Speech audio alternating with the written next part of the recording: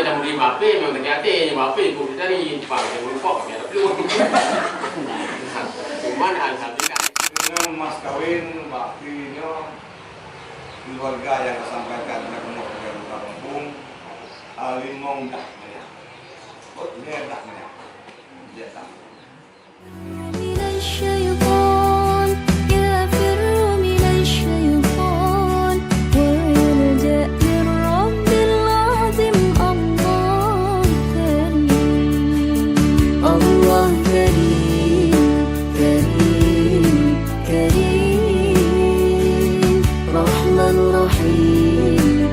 رحيم